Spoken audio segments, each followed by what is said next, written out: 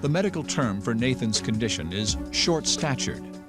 The physical reality was a lifetime of limitations. An ordinary countertop was inaccessible. Cupboards were out of reach. Stovetops, a danger. There are a lot of disadvantages, like for example, like walking around like with my friends, because they'd have much longer legs than I would. So when I'd walk with them, I'd usually have to walk twice as fast. Nathan was born with a genetic condition which is also called dwarfism. It was something his mother, Joyce Yoder, had to come to terms with.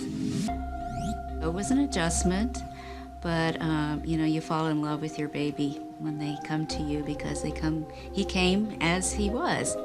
But she remained troubled that the adult world is not built for short people. Our physical world is primarily designed for people who are around 5 foot or taller. That's the way homes and countertops and cars and everything in our physical world is designed. Then Joyce learned about an amazing procedure performed at the Sinai Hospital in Baltimore. The technique promised to increase her son's height by a foot, but choosing to do it would mean a 4-year ordeal of surgery, physical therapy, and pain. We knew it would be very difficult and lengthy, very costly financially. And so after a year of consideration, we also knew that Nathan needed to say yes to it too. It took a good year before we made the decision. The procedure is called limb lengthening. One of its top practitioners in the world is orthopedic surgeon Dr. Dror Paley. Nathan was an excellent candidate for surgery because his limbs were short while his trunk size was relatively normal. So if one lengthened his limbs, he would look more proportionate. Limb lengthening involves 3 phases and multiple surgeries over a period of 4 years. The first is on the lower leg bone, the second on the arms, and the third on the upper legs. Each phase begins with surgery that inserts pins into the bone.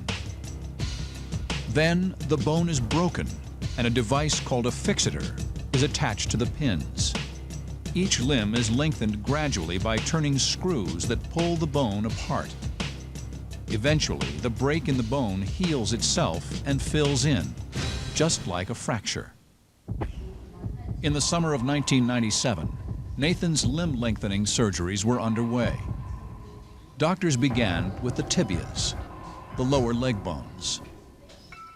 The first surgery was over, but Nathan's hard work had just begun. He must wear the fixator for 8 grueling months. Each and every day, he'd turn the screws 4 times for a total of 1 millimeter. Well, every day I would have to turn pins to lengthen, pull apart the bones, so they would cause my bones to become longer. The length of time from the surgery until we remove the external device is completely dependent on the amount of length that we do. And a good rule of thumb, it's about 1 month per centimeter of time. I also had to go to physical therapy 5 times a week, which I really did not enjoy at all because they made me do all sorts of exercises. So in addition to just the surgery itself being painful, I had to have all these exercises kind of magnify that. It's a lot of work, and it will strongly affect your social life and school. So you have to be willing to tough it out. Then there's the maintenance. Every day, 28 pins, 14 per leg, have to be cleaned with a sterile solution to prevent infection. All those routines were every day, 7 days a week. And this went on for maybe 7 to 8 months during the lengthening and the bone hardening stage. The procedure paid off. By 1998, Nathan's lower legs were 6 inches longer. He was ready to begin the second phase, his arms. The surgery began by drilling into the upper arm bones. There's the X-ray machine from above so I can see what I'm doing to the bones. Then Dr. Paley screwed pins into the bone. Another X-ray confirms that the pins were in place and clearly shows the crack in the bone. Finally, Dr. Paley secures the fixator onto the pins. Again, although it sounds positively medieval, Nathan faced the turning of the screws for 8 long months as the bones were slowly pulled apart. By next spring, Nathan's arms were 4 inches longer and now looked proportional to his body.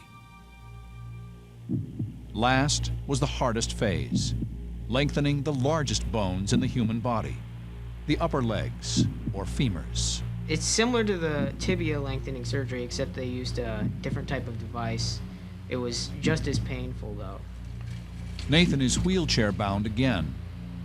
He endured 10 more months of painful therapy and daily screw turning. Hey, Nathan. How you doing? Finally, Nathan's femurs are 5 inches longer. Now, Nathan stands at his new height, nearly 12 inches taller than he used to be. Okay, you step away. So he's at 59 inches, so it's 4'11". All of his life, I had imagined him being around 3 foot, 4 foot tall, and I was looking at a clear, different Nathan than what I had been thinking about all of his life. And so it was just a joy that I cannot begin to explain.